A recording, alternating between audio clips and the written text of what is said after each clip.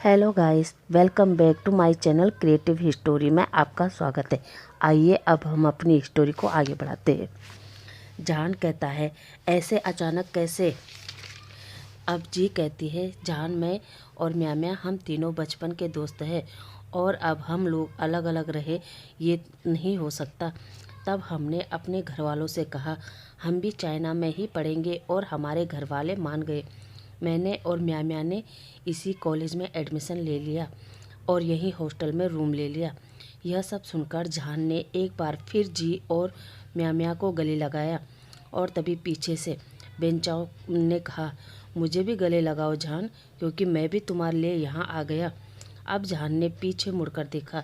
जहान ने जब बेंचाओ को देखा तो वह शॉक हो गया और बोला, बेंचाओ तुम यहाँ क्या कर रहे हो? तभी बेंचाओ कहता है, जहान मेरी जान, शायद तुम्हें यह पता नहीं, चाइना में नंबर 10 बिजनेसमैनों में मेरे फादर भी एक है, तो चाइना मेरी ही सिटी है। यह सुनकर जहान ने मुंह बनाया और बेंचाओ को इग्नोर करके आगे जाने लगा। जहान ने जी और म्या से कहा, चलो यहाँ से। तभी बेंचाओ जहान के आगे आ जाता है और उसके कंधे पर हाथ रखता है। तभी जहान ने बेंचाओ को एक ज़ोरदार थप्पड़ मारा और कहा, मेरे से दूर रहना, मेरे आसपास भी मत भटकना, वरना तुम्हारे लिए अच्छा नहीं होगा। यह कहकर जहान और जी और म्या क्लास में चले जाते हैं। अब सीन कट करके देखते हैं, वांग जी अपने ऑफिस से मेंशन पर आता है और विंग को आवाज़ लगाता है।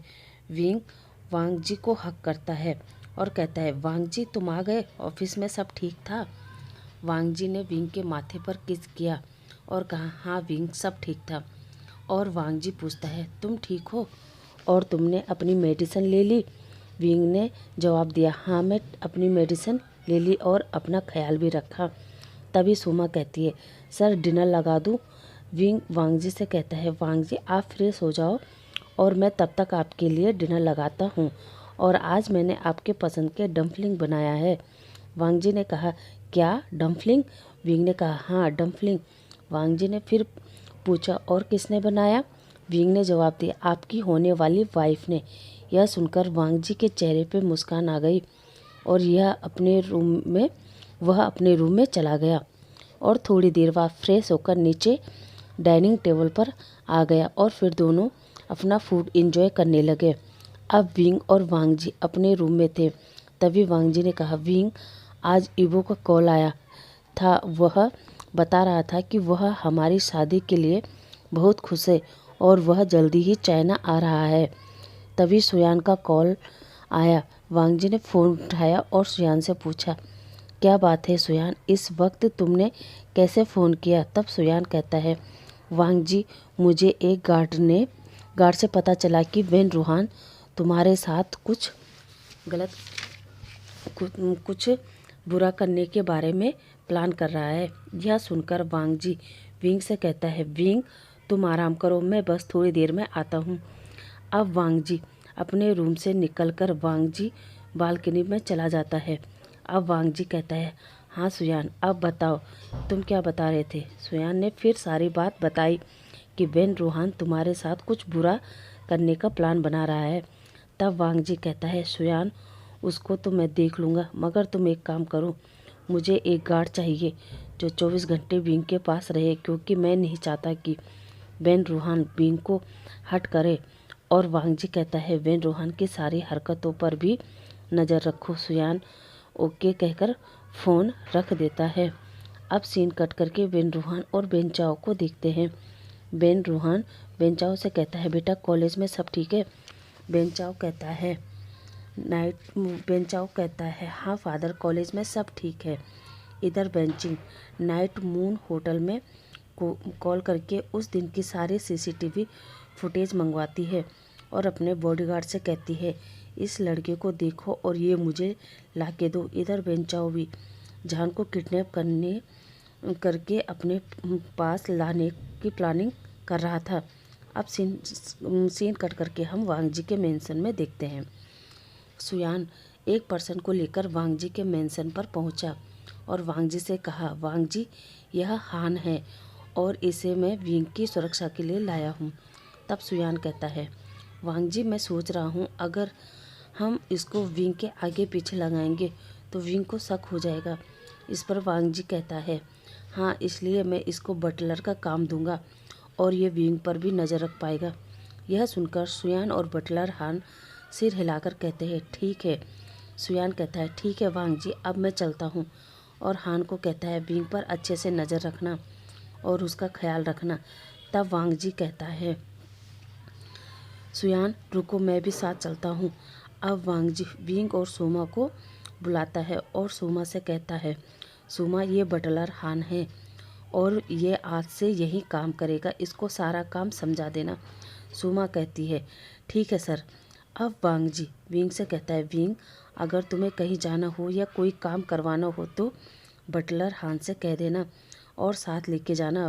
विंग भी हाँ में जवाब देता है। अब वांग जी विंग के माथे पर किस करता है और कहता है बनी, मैं ऑफिस जा रहा हूँ, तुम अपना ख्याल रखना।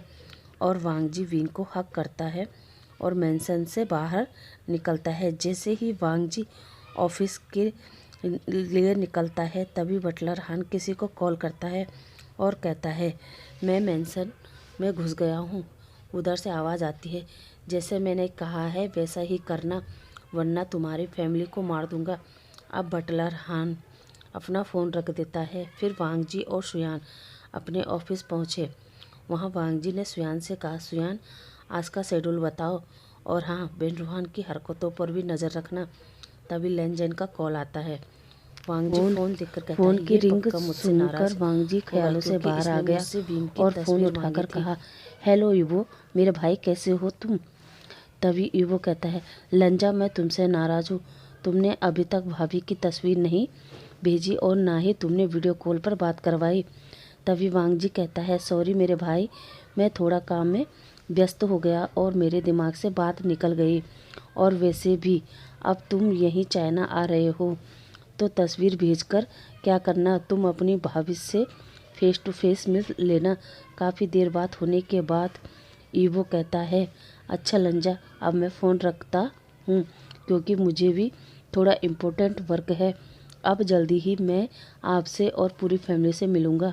अब सीन कट हो जाता है। अब करीब 2 हफ्तों बाद लेनजेन का मेंशन। रात के 10 बजे लेनजेन कुछ वर्क कर रहा था। तभी अचानक लेनजेन का लैपटॉप बंद हो जाता है। तब लेनजेन कहता है अब इसको क्या हो गया। काफ़ी चेक करने के बाद लेनजेन कहता है यह वेरी इम्पोर्टेंट वर्क है और मुझे आज ही ख़त्म करना हो पड़ेगा, पर अब क्या करूं। तभी लेनजेन सोचता है मैं अंकल से उनका लैपटॉप ले आता हूं, उसी से वर्क कर लूँगा। और वो अंकल कुरिन के कमरे में चला जाता है। अब लेनजेन अंकल कुरिन के रूम पर नॉक करता है। अंकल कुरिन डोर ओपन करता है और कहता है लेनजेन, तुम इस वक्त, क्या बात है बेटा। लेनजेन कहता है अंकल मुझे आपका लैपटॉप चाहिए, मेरा लैपटॉप अचानक बंद हो गया और इम्पोर्टेंट वर्क करना है। अंकल कुरिन कहते हैं ठीक है बेटा, अंदर आओ। अब कुरिन अपना लैपटॉप लेनजेन को दे देते हैं और लेनजेन अपने अंकल को गुड नाइट विश करके अपने रूम में आ जाता है। अब लेनजेन अपना वर्क कर रहा था और कुछ देर बाद करीब रात के 2 बजे तक उसका वर्क कंप्लीट हुआ। और वर्क कंप्लीट करने के बाद लेनजेन ने लैपटॉप को साइड में रखा और सोने के लिए बिस्तर पर लेट गया। जैसे ही वह बिस्तर पर लेटा तो उसको ध्यान आया कि लंजा ने अंकल के लैपटॉप पर भाभी की तस्वीर भेजी है। तो लेनजेन अचानक उठकर बैठ गया और उसने साइड से लैपटॉप उठाया और लैपटॉप पर पड़ी पिक्चर देखने लगा। गाइस अब आपसे कल मिलते हैं, तब तक के लिए बाय।